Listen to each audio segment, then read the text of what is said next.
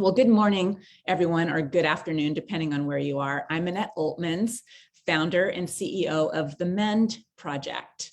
I want to welcome you and thank you for joining us for this month's training intensive. It's called Permission to Stop. When is couples therapy harming more than helping? Before we begin, I want to let you know that we host these training intensives every month through Zoom and Facebook Live. So to stay informed, please subscribe to our website or follow us on social media and let us know the topics that you'd like to see us cover, because we're happy to delve into something that you might be confused about or that you are particularly interested about in terms of relationships or in terms of different forms of abuse. We love hearing from you. It's really helpful. The MEND Project is a nonprofit organization that I founded in 2016. And we say it's to educate, equip, and restore all those impacted by abuse. So what does that mean? It means we teach victim survivors about abuse so that they can understand their experience better. We teach first responders and all responders. So that could mean a therapist, a faith-based leader, family and friends, and other organizations about abuse, particularly in two specific categories. We train them how to understand and identify the complexities of psychological abuse so that victim survivors can gain the necessary clarity to heal and to better advocate for themselves with their therapist or with their family or faith leader so that they can receive the support that they desperately need. And we teach responders how to best interface with victims, survivors, in order to prevent what we call double abuse. Double abuse is the secondary harm that often occurs when a victim reaches out for help, but is inadvertently or sometimes even intentionally harmed because they're not believed, let's say, or they are criticized. Well, did you try this? Have you done that? Or they're given incorrect instructions that the responder expects that the victim survivor do in order to change their circumstances. They might even blame them for the abuse, but nothing that a victim done is going to change the way an abuser behaves. So why do we care so much about helping victims gain clarity is because clarity is the first necessary step that needs to occur before a victim can begin the healing process. And why we care about double abuse is because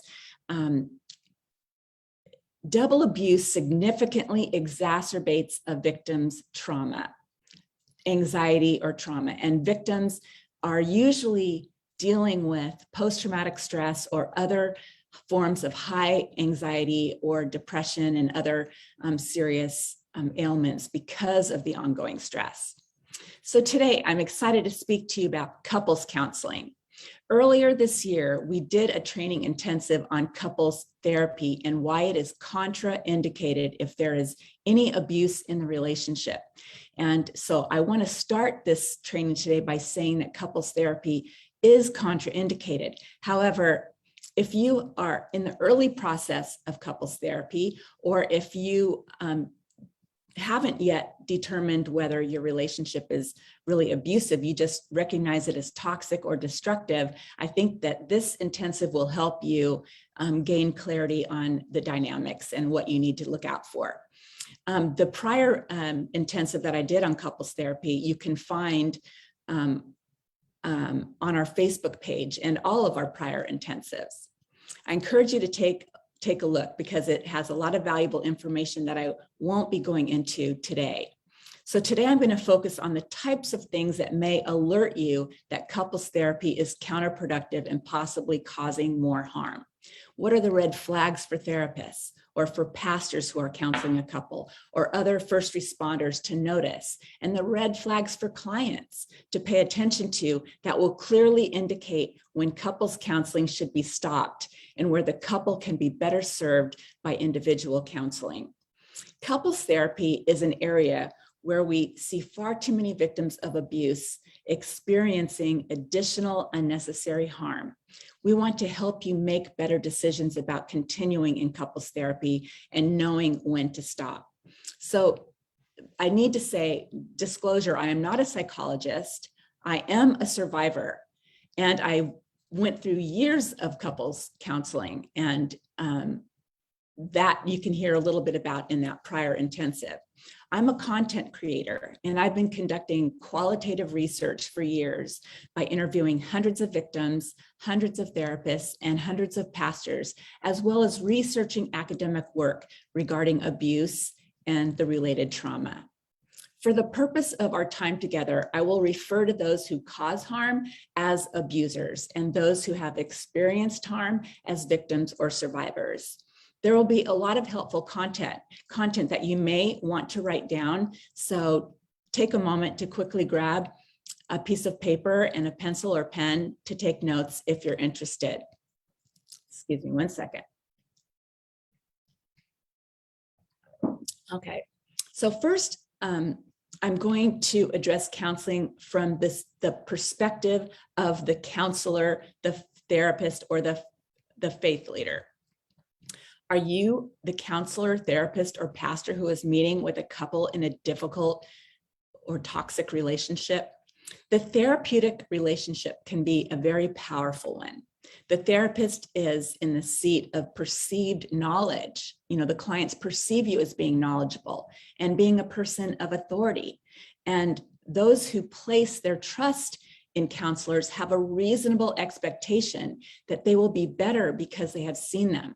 The therapist empowers people and encourages them towards mental health and wellness. And we know, I want to say this up front, that most all therapists have, and faith leaders as well, have the heart to do well, but they may not have received appropriate training to properly equip them to deal with psychological or emotional abuse. And so what I'm going to cover, I'm not meaning to say that therapy is bad. I'm saying that you have to be discerning and really follow your gut and realize that you're in control, that you do not have to submit to something that doesn't sit well. And as a therapist, it's really important, because we're coming from that perspective right now, it's really important, if you aren't qualified, to go ahead and disqualify yourself and refer them out to somebody who is. That is the most knowledgeable and appropriate thing that you can do to help someone. So I need to back up for a moment to emphasize that it is most common for victims to be very stressed and confused, mostly because they do not understand that the difficulties in the relationship is not their fault, or that they are dealing with a form of intimate partner violence in the category of psychological aggression, or what we at the MEND Project call covert emotional abuse. Victims often remain in the relationship for extended periods of time, for many months or many years, totally unaware that the core problem is this elusive, hidden, manipulative behaviors of covert emotional abuse. And just as victims are often very confused, it can become very confusing as a counselor when you are attempting to help a couple in these challenging situations. There's a lot of he said, she said, and you don't know who to believe. Understandably, the relational dynamics seen in couples therapy may be extremely difficult and challenging, leaving the therapist or pastor unsure of what to do about it. What are the directions and what are the solutions? So how does someone identify red flags where covert emotional abuse may be present, which would then disqualify couples therapy? Because we know, experts in the trenches and studies show that couples therapy, when any form of abuse is present, is contraindicated. So it's really important to respect that as the confines for which to then determine how to move forward. So let's talk about red flags. And red flags are warning signs that alert you to the likelihood that what you are witnessing is covert emotional abuse, a very harmful form of domestic violence. And this is a great time to have a pen and pencil, because now I'm going to go through how a victim presents and how an abuser presents. So what you will notice from a victim in couples therapy is things like trauma symptoms. So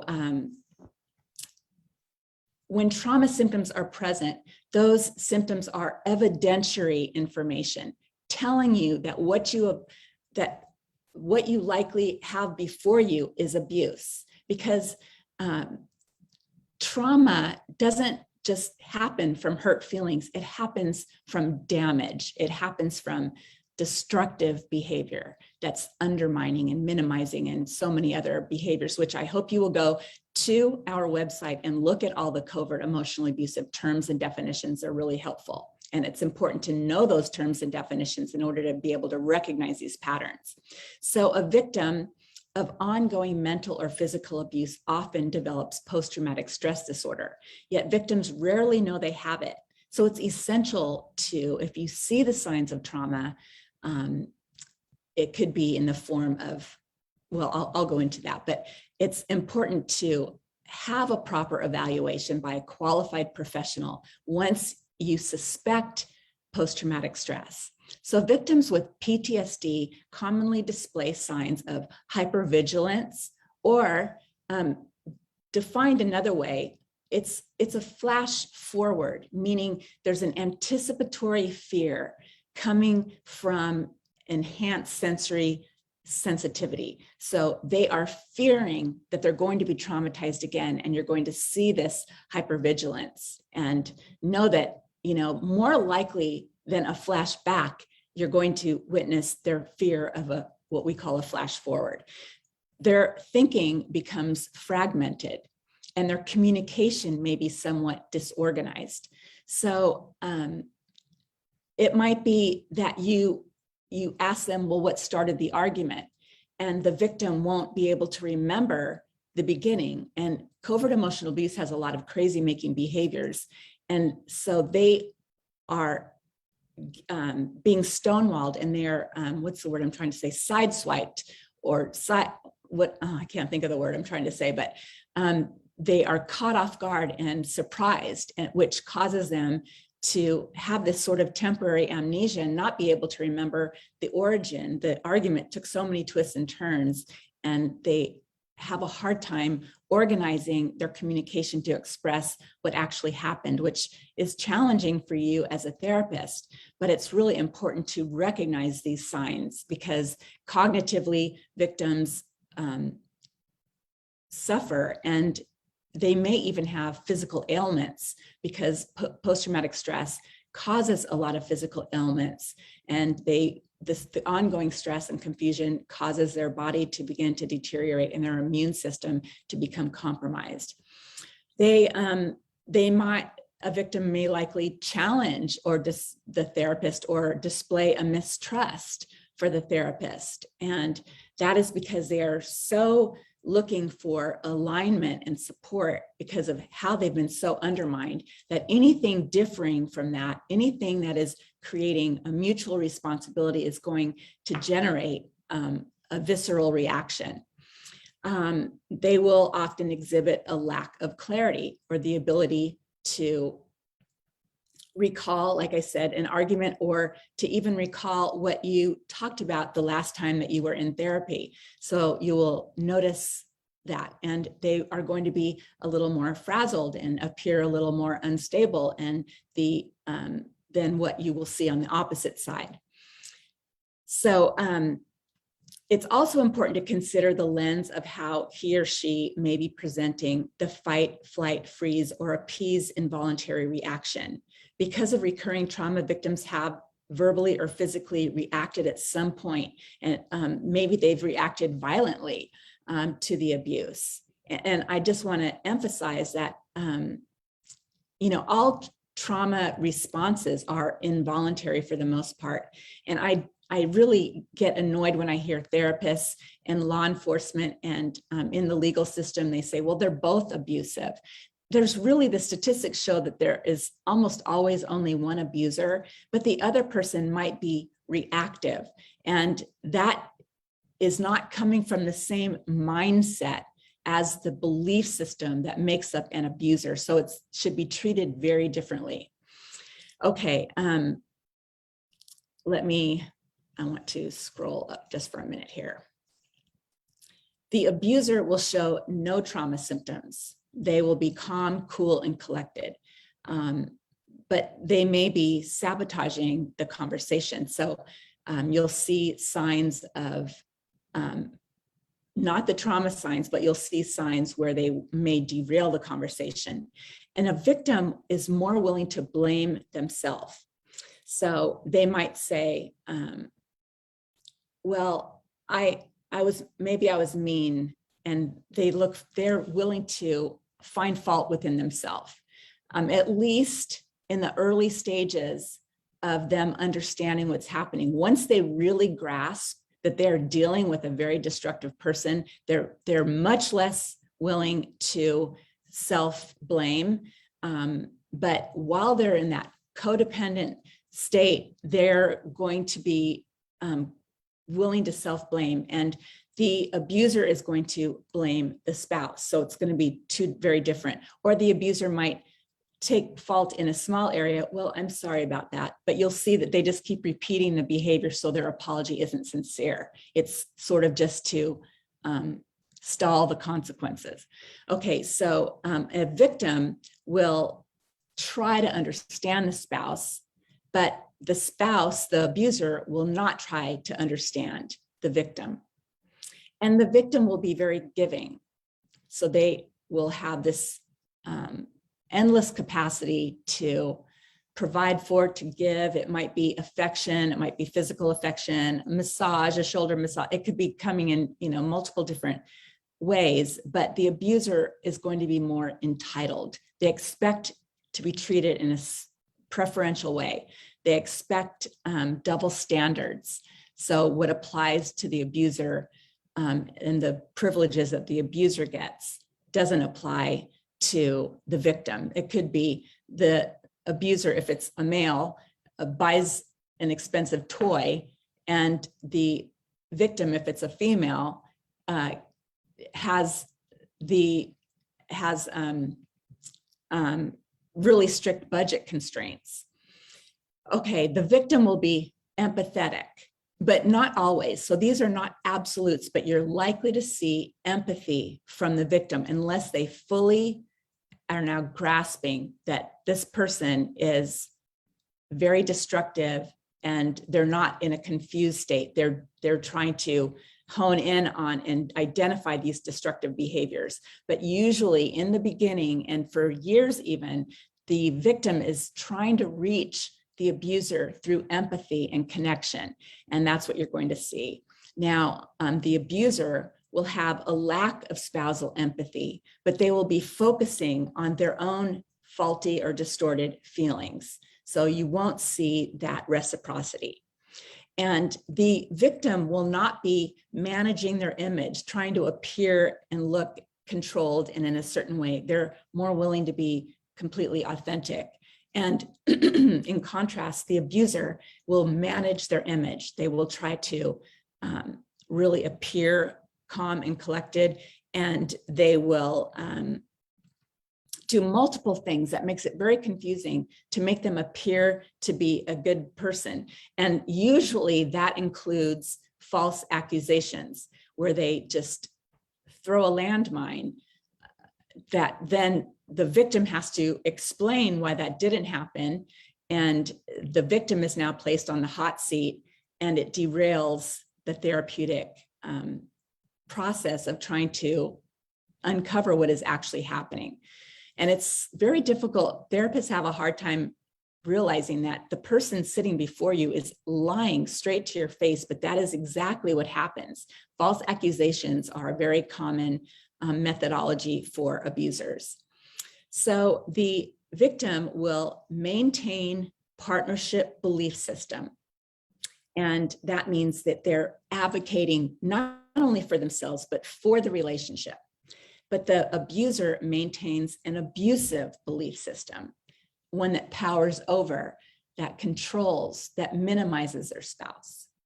The victim will, like I said earlier, will have short-term amnesia, while the abuser will use false narratives, false accusations to exacerbate that amnesia. So they really have a hard time understanding what the argument is about because they've derailed it or they've stonewalled it.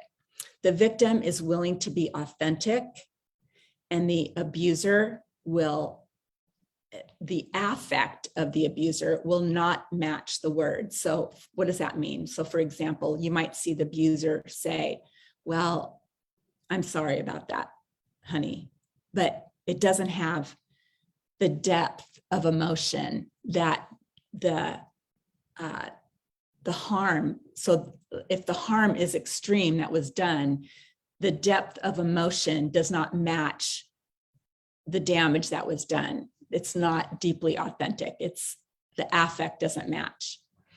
The victim seeks relational integrity, and the abuser will use justifications, broken promises, and forgetting. So they might say, yes, we'll have a date night on Wednesday night, but the abuser fails to follow through repeatedly, or maybe not repeatedly on one matter, but they break promises, or they say, oh, I forgot. And forgetting there is such a thing as abusive forgetting. People don't just forget things over and over. They are minimizing their spouse, and that's how you're likely to see the abuser present. The victim seeks relational consistency. So it's similar to integrity. They want to see things consistently improving and growing. And the abuser creates chaos. So, for example, if the abuser breaks a promise, that creates chaos.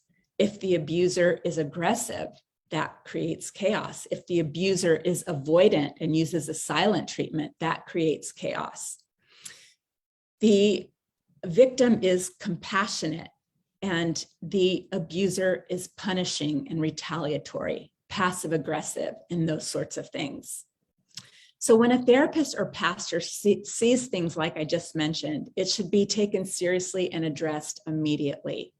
Perhaps at this time, depending on how the counselor should assess the relationship for potential danger, the therapist can choose to express to both the victim and abuser in a therapy session that what they are seeing is destructive to the relationship by one partner towards the other, and name who is responsible. Or if they think that it's a really dangerous situation where there's been physical violence and real, serious control, there are assessment tools that you can download.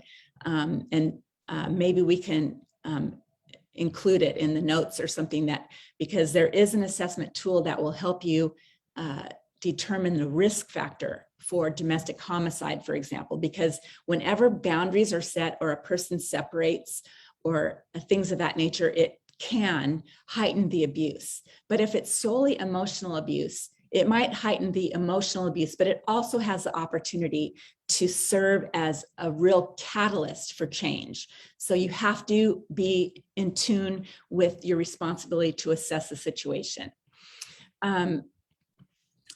When you recognize that it's really destructive and that there is a very off-balanced and not this mutuality in the relationship, it's time to recommend discontinuing couples counseling and recommend individual therapy, referring the abuser out to a qualified therapist who specializes in either narcissistic abuse, narcissistic tendencies, or abuse in general.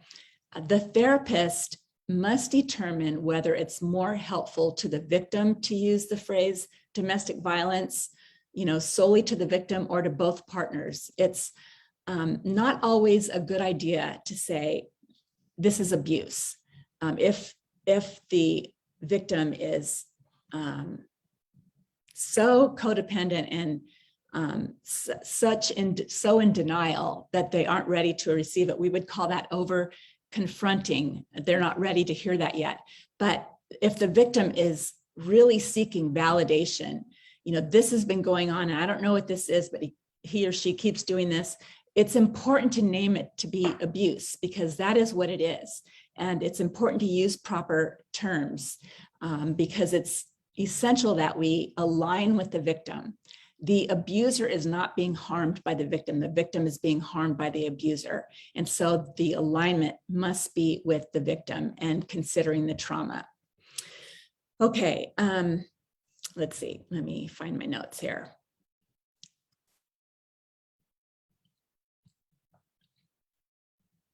I want to touch back again on the fact that recurring trauma, when there's recurring trauma, and these are not just isolated incidences. I mean, we all can do things that could technically be abusive in an isolated incident, but we don't have a pattern of abusive behaviors.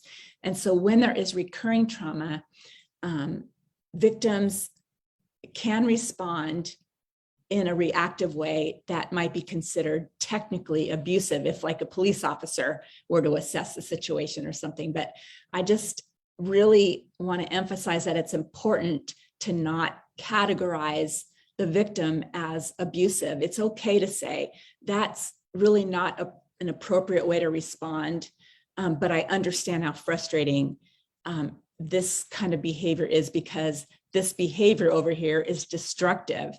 It is sabotaging the entire relationship. So it's important to qualify it in that way. Let's see. One of the clues to determine if there's abuse is by recognizing controlling behaviors. Now, control can be really overt and it can be covert. It can be passive aggressive and masked so that it's not as overt. But I just want to give you an idea of some of the controlling behaviors that are more easily able to recognize, such as one partner checks and monitors the other's cell phone, email, or social media. That is a serious indicator. Or one individual clams up or shuts down in the therapeutic session or shows they are afraid of their partner. That is something not to ignore. One partner often breaks promises, like I said, or forgets important commitments made to the other partner. This is a dead giveaway. Or that partner will counter reasonable requests, do the opposite of what the victim is requesting, and that is another dead giveaway. One partner feels isolated from friends and family. Maybe they're restricted, or maybe they just are so depressed that they can't be their authentic self. They're protecting the relationship by not disclosing what's going on behind closed doors and their deep unhappiness. And so they begin to isolate. And those are important things to look at. Or the one partner exhibits extreme jealousy. That's a serious red flag.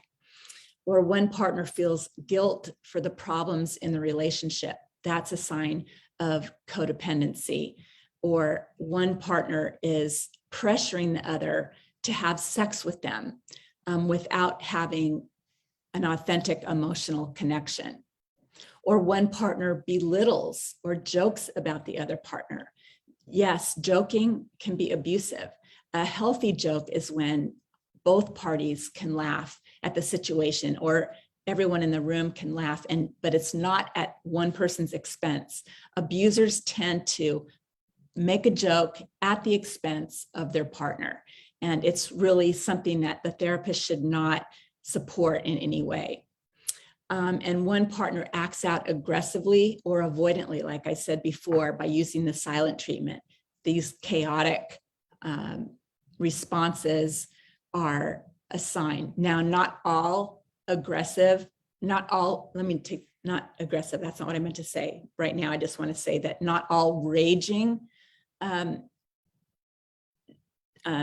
demonstrations are abusive. Some people have a genuine anger problem, but it's important to discern if this is aggressive for the need to control, or that they have a hard time managing emotions. And that's the therapist's job to determine that. You may hear, for example, that one partner gets so angry they punch a wall, even punch a hole through the wall. And while physical abuse did not occur in this instance, there is still a threat of violence, which creates an unsafe environment for the victim. This is an indication that the emotional abuse tactics of power and control are being used. And the relationship before you may be abusive. If there's anything questionable, meeting with each individual separately can help bring clarity to determine whether there is abuse. So you can ask to speak to each person in a separate basis.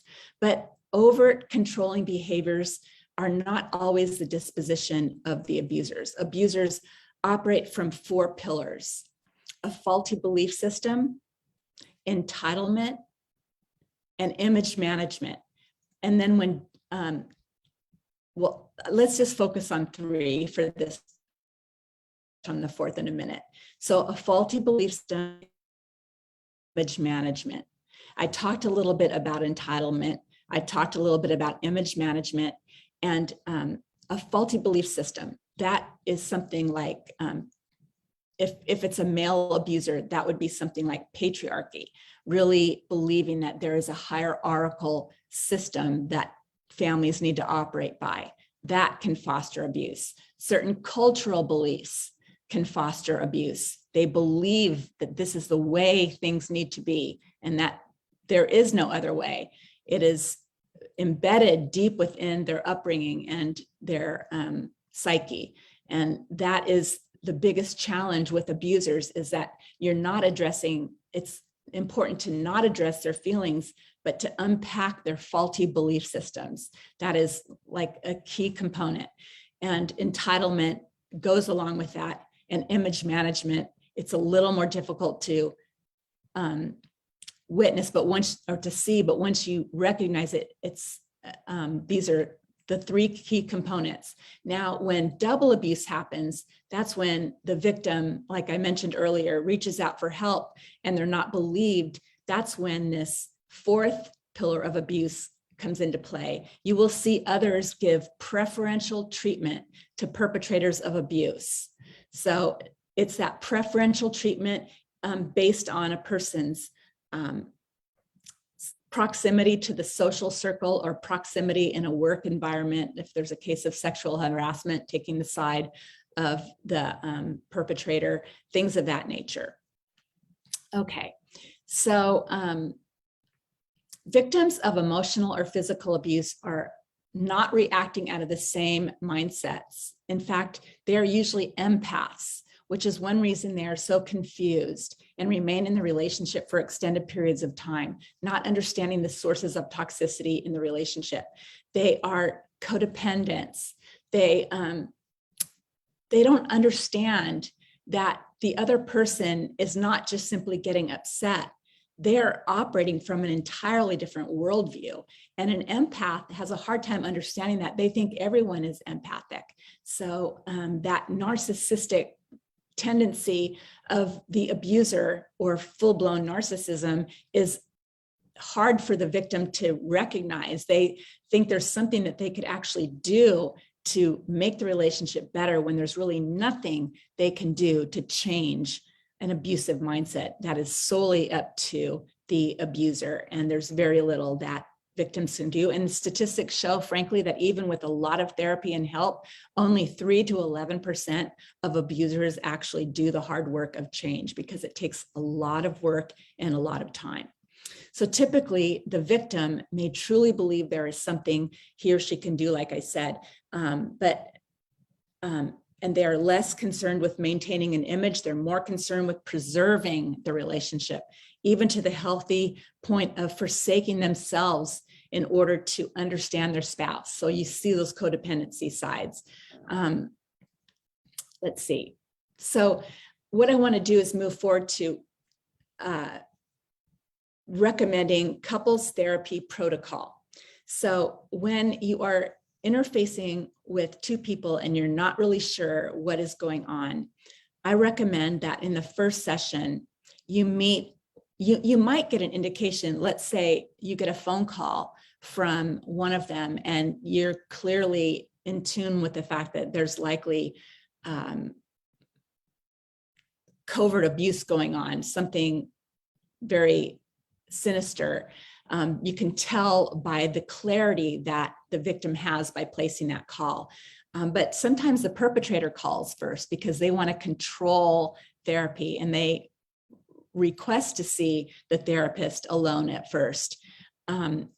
just keep in mind that you need to be discerning. But I do recommend that the first session, you meet the couple together to get a history and description of the dynamics via observation, interview, assessment, questionnaires, that sort of thing. The second and third session, I recommend, and I know this is not, popular, but I recommend meeting individually with each person to allow open sharing. And you can show a list of covert abusive behaviors. And on our website, we have a list, a comprehensive list of terms, covert abusive terms, and I have one of them right here. I mean, for example, there's denial, joking, gaslighting, catastrophizing, countering, entitlement, playing the victim, pathologizing, deflections, minimization, scapegoating, retaliation, false accusations, blame shifting. There's so many terms and definitions that specifically define the behaviors. So I really recommend downloading from our website the terms and definitions and using that as a tool, because it can really help someone who is confused to be able to identify what they've been experiencing and have had such a hard time describing, because these behaviors change. If somebody lies repeatedly to you, then you can pick up the patterns. But if someone is doing multiple different behaviors to be defensive or stonewall a conversation, it's very hard for the victim to discern that. So these terms and definitions can be very helpful. So I like to do things like that in the second and third session, meeting individually with each person to allow this open sharing. And then in the fourth session, continue with both in couples therapy if there is no abuse. And if there is abuse, confront the abuse with both of them present if you think it is safe, depending on if there's, extreme physical violence and extreme jealousy. You need to look at the assessments that are available and make that determination. But it's really helpful to confront abuse and say that your behaviors are destructive to the relationship. And you do that in the presence of the victim to validate the victim, because they have been so overpowered and oppressed that validation from a therapist is incredibly empowering and healing. And it's not going to have an instantaneous change, but it is going to really help them feel safe and that they are supported by their therapist, which is something that they deserve to experience. And in the fifth session, continue therapy with the victim.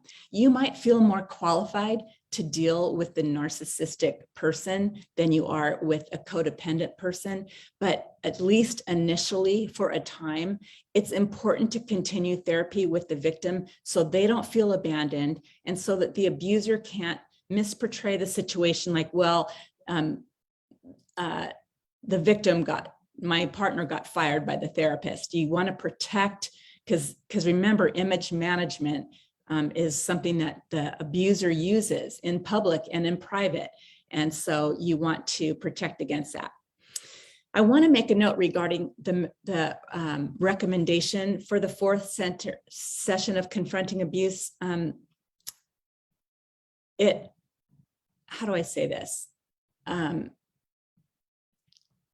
When you confront abuse, the abuser that doesn't have a faulty belief system, maybe they just have bad habits. And yes, some people behave abusively. Let me say it this way: not all abusers are narcissists, but all narcissists are abusers.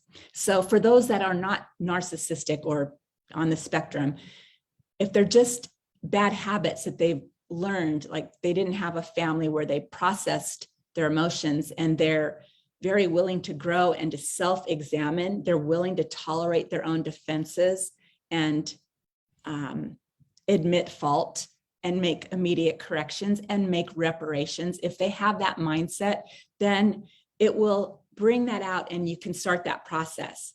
But somebody who has a faulty belief system and is really entrenched needs intensive abuse therapy and so much more. but it will help to highlight that. The victim is validated, which is essential. The victim gets appropriate help, which is essential, and the abuse stops, or at the very least, the trauma during therapeutic session stops, and that's essential. Therapy shouldn't be re-traumatizing. That's why it's contraindicated, because when you have an abuser in the therapeutic session with the victim, it just creates more chaos and trauma, and therapy should be healing. And that's why you need to work individually with the victim.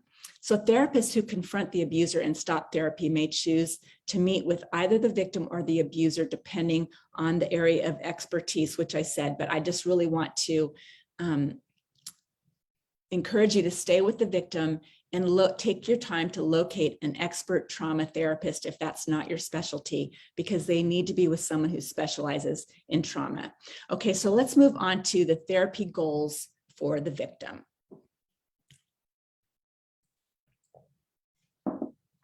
In therapy with a victim, you want to validate, validate, validate. It's so you cannot over-validate. It's essential, and you might validate them, and then the next time they come in for the session, they're starting right back where they were in the beginning, and you need to revalidate them. They are so confused and are so powered over and put in a downgraded position that your words of validation are a healing balm. And I just really want to emphasize that you cannot validate too many times. And you want to replace their confusion with clarity. You want to say, it is destructive, it is abusive. Yes, this covert emotional abuse is a form of domestic violence. And I know a lot of therapists and faith leaders don't understand that, but if you go to the CDC or if you go to the Duluth model of the power and control wheel, you will see psychological aggression broken down into different categories, and you will see how it is one of the most predominant forms of domestic violence. So we need to call it what it is. You want to educate about abusive tactics, which you can do through our terms and definitions. You want the victim to understand what abuse looks like. What is it? Because a victim can be very intellectually gifted, but if they don't have the emotional language to describe the abusive experience, they are stuck in confusion and stress. And so we want to alleviate that by giving them clarity. We want to set clear, enforceable boundaries. So we want to teach them to set boundaries, encourage them. They might really be fearful, and so it might be really critical that you take baby steps for them to enforce boundaries to the point where they're willing to follow through on the consequences and the ultimatums. You want to list minimal changes needed to reunite or to stay in the relationship. And then you want to describe in behavioral terms so that they can be observed and counted. You want to make a written contract with the abuser, or keep as a victim's self-contract. If the victim is not ready to have a written contract with the abuser and they just want to self-contract with themselves, sort of like an accountability of how to proceed with boundaries and so forth, you can do that. But if they are ready and willing to write a contract with the abuser, laying out the behaviors and what you won't tolerate, that can be really helpful for the victim to identify when that contract is breached.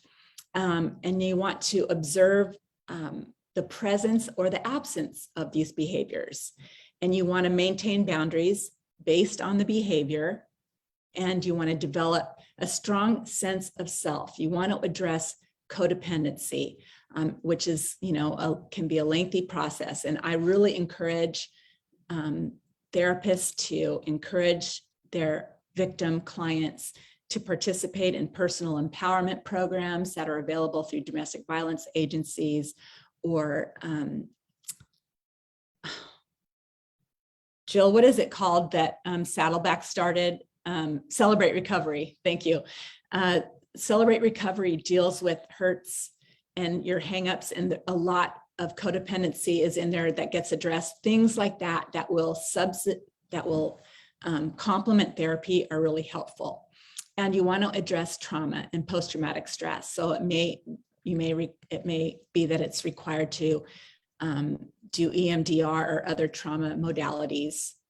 Okay, so the therapy goals for the abuser is to identify the beliefs and the underlying abuse. So you want to identify the faulty beliefs, which is complicated because you're talking to an abuser who truly, it's like, if using politics as an example, if you have an extreme left-leaning person being spoken at by an extreme right-leaning person, they don't believe each other. And so it's very difficult to penetrate these entrenched beliefs for either side to travel over to the other. It's very hard. And that's often what an abuse therapist is dealing with, is confronting how these beliefs are not healthy and that they don't lead to it's not a relationship of mutual care and mutual submission and mutual support.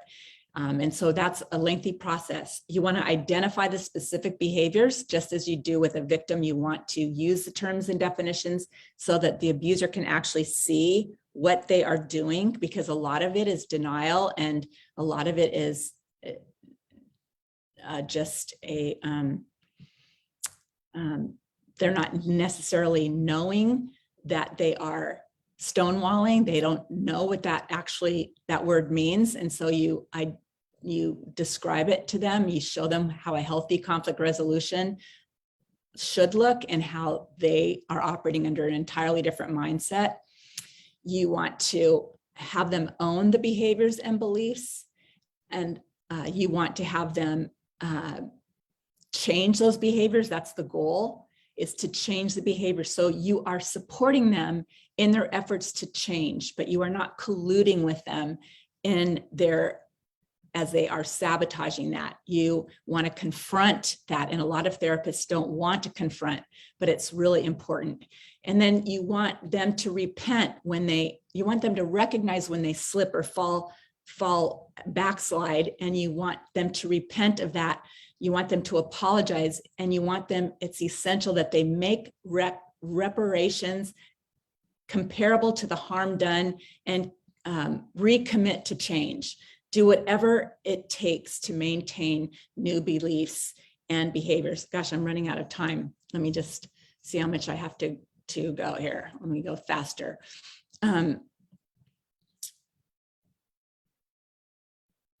Okay, I want to quickly talk about when it's appropriate to stop couples therapy from the perspective of the one being harmed. I want to quickly go through this. I want to make it abundantly clear that anyone has permission to stop couples therapy at any time. The therapist is hired to provide a service, and their service can come to a complete stop. You're not obligated. You can stop it unless it's court ordered, which is more complicated, but generally speaking, you can stop it. And in fact, you can shop for a therapist. You don't have to choose the first therapist. You can call therapists and say, I am shopping for a therapist. And you go and you can usually get a free consultation where you can ask the questions that you want and see how they are responding to what kinds of answers they are giving you, and then use a gut check.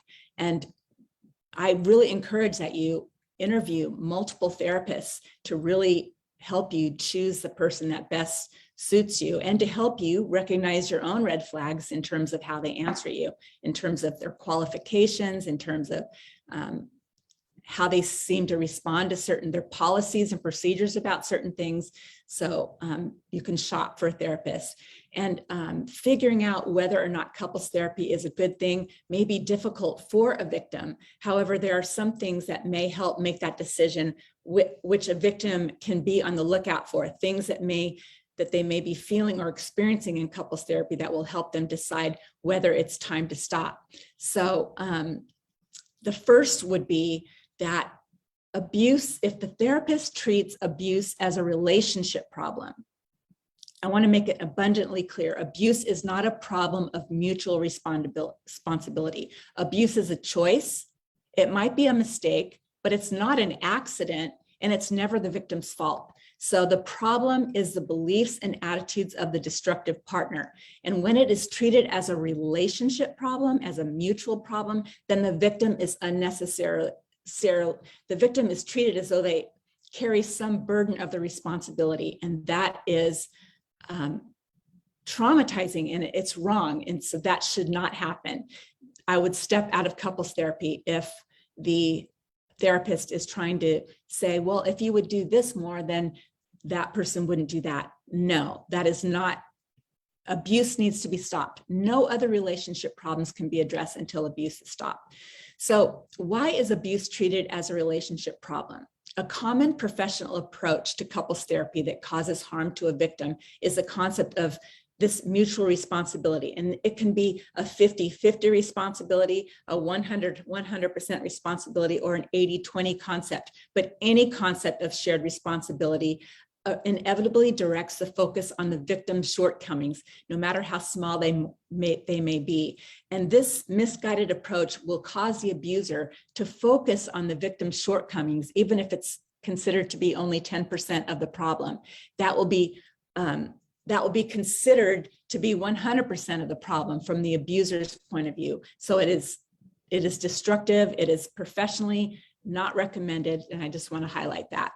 When a therapist is not fully aligning with the victim and protecting them against these dynamics of blame shifting that the abuser does, then the victim is experiencing therapeutic abuse. And this gives the victim every reason to stop therapy and find a therapist who understands abusive dynamics. And I want to make an important quick note. In my interviews with countless victims, the confidential information and vulnerabilities they authentically shared within the therapeutic setting were so often later used by the abuser to exploit them privately, attack them privately, or even disparage them in private and in public.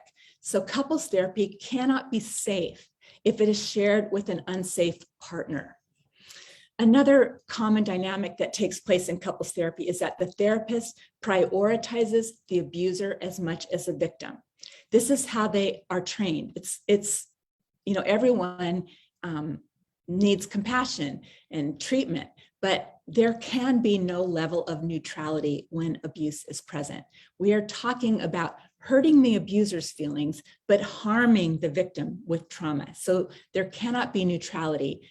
Trauma must be, damage and harm and trauma must be the priority. So by prioritizing both individuals, the therapist may unknowingly participate in the abuse, and that's never a good thing. So along the same line, therapists that I've interviewed have said they are not hired to confront. They often tiptoe around labels, not wanting to use the word abuse or narcissistic tendencies. When that absolutely needs to happen, it needs to be stated. It needs to be properly identified. It needs to be named. There's no soft pedaling around when you're dealing with abuse. It needs to be fully rooted out and uncovered. Otherwise, there is no solution. The couple needs to break apart because no person deserves to experience recurring abuse when it is compromising their health. So there is no easy way or soft approach. The victim cannot climb their way out without precise clarity of the problems, and the abuser will never gain the clarity they need if they're not confronted honestly, as I mentioned. So moreover, the victim needs the therapist to label the abuse and set strong boundaries against its tactics. Let's see, I'm trying to look through my notes.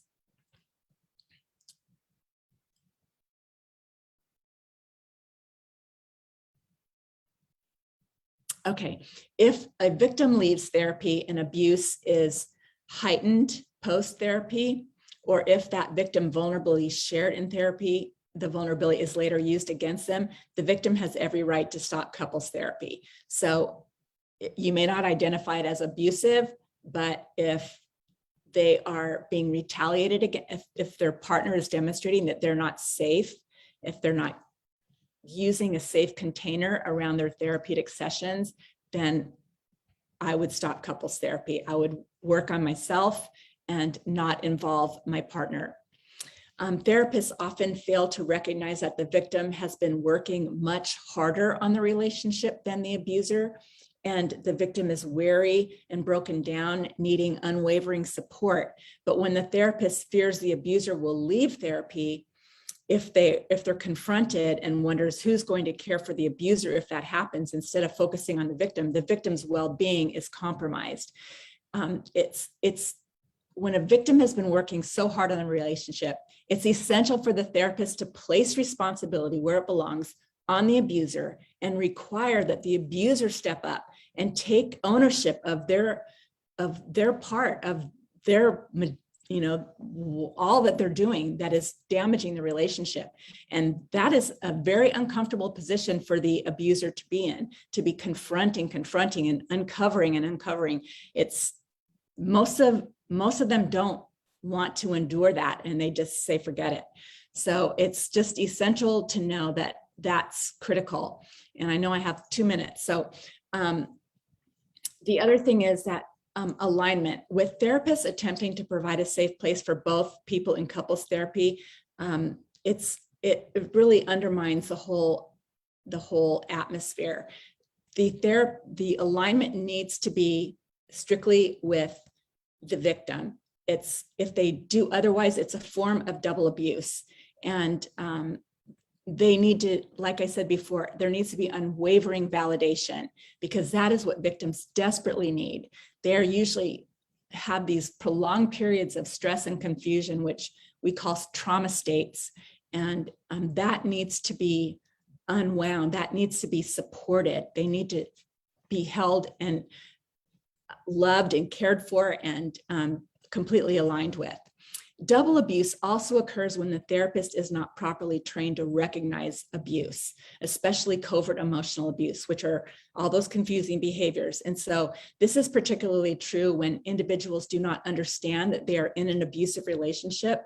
The victim is often in the state of confusion, and the therapists easily get caught in the minutia. I want to make this point. Get caught in the minutia of each argument or each complaint without recognizing the covert abusive patterns, the behavioral patterns that are regularly playing out in the relationship and playing out within the therapeutic session. So a victim may bring a complaint each week that demonstrates these different patterns, but the therapist gets caught up in the minutia of the details, missing entirely what they should be focusing on, which is what are the patterns. So for example, the false accusations, or the blame shifting, the minimization, the broken promises, those behaviors that we have on our website that are important to identify. So it's 11 o'clock now. Let me see if there's any last points that I just want to close by saying that couples therapy is contraindicated when there's any form of abuse present. That doesn't mean that with hard work, both to eliminate codependency and to really to gain clarity and to strengthen boundaries by the victim. And then if the abuser is willing to do the deep, intensive work. And I wanted to say that I recommend the Marriage Recovery Center. You can find them online. I recommend Charmin Kimbrough. She does great work with abusers and with victims, and so does Dr. David Hawkins. They do excellent work, and I think it requires that kind of expertise, and that's what they focus on at the Marriage Recovery Center. And batterers prevention programs, that's also can be very helpful. So I want to encourage that, but most abusers don't want to go through the hard work to completely change their worldview, and that's what it requires. So that's it for today. Thank you for joining us, and stay tuned for our next intensive, and submit your requests, because I would love to hear what you'd like the MEN Project to research and to talk about. Thank you. Annette, we have actually a question here. And so Sure. we have a comment and a question. So I'll share the comment first. The comment states that I am in a marriage of 44 years and only in the last 7 months realizing the abuse I have endured. because he has never hit me or yelled at me, he still believes he has not abused me.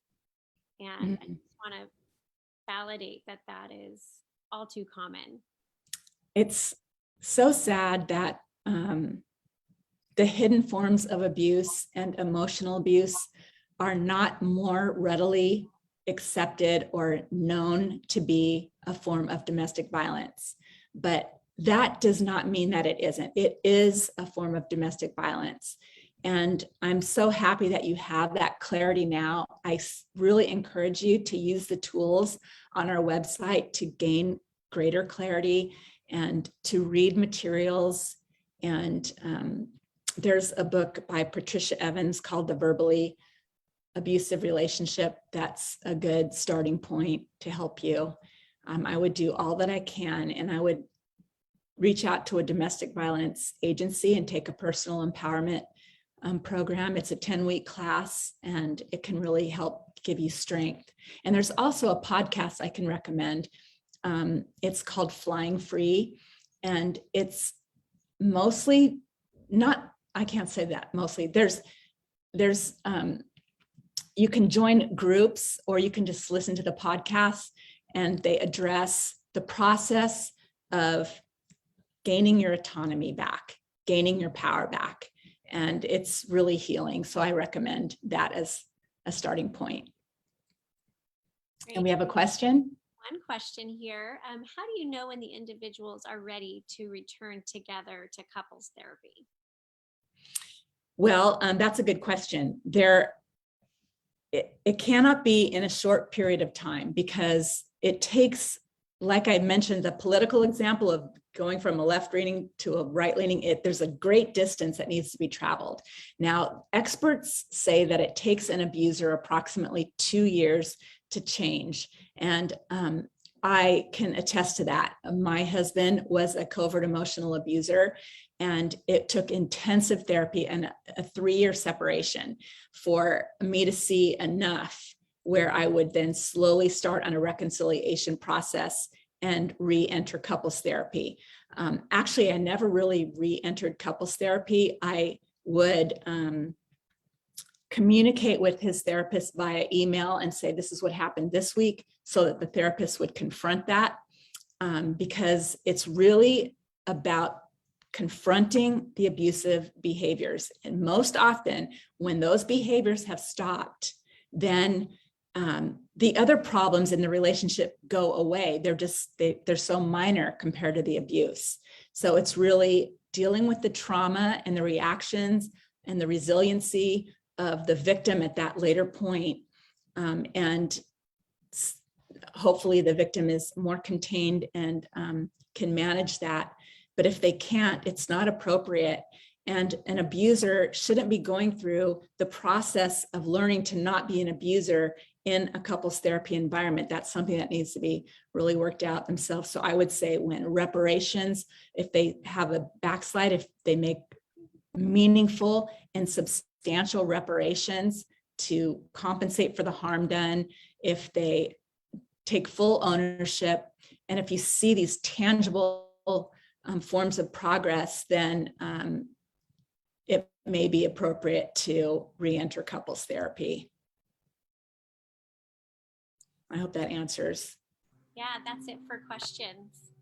And the Marriage Recovery Center does that process too. What they actually do is they have the victim go through group therapy, the abuser goes through group therapy, and they also do individual therapy. So they're part of groups, they're part of individual therapy. And when they recognize enough change, they try to speed the process along by being part of groups. And when enough progress has been seen and felt by the victim, and the victim feels safe enough and strong enough, and the abuser is contrite enough about their behaviors, then they restart couples therapy. Great. Thank you, Annette. Is that it? Okay, well, thank you so much, everyone. We'll see you next month. And please note that we have our comprehensive curriculum, Responding to Abuse, 7-week training that is available. We have different cohorts starting multiple times throughout the year. So check that out. I'm really proud of the work that we've done to create that curriculum, and we use it to train churches, therapists, and other organizations. And so I encourage you to take a look at that and join us. Thank you. Have a great day.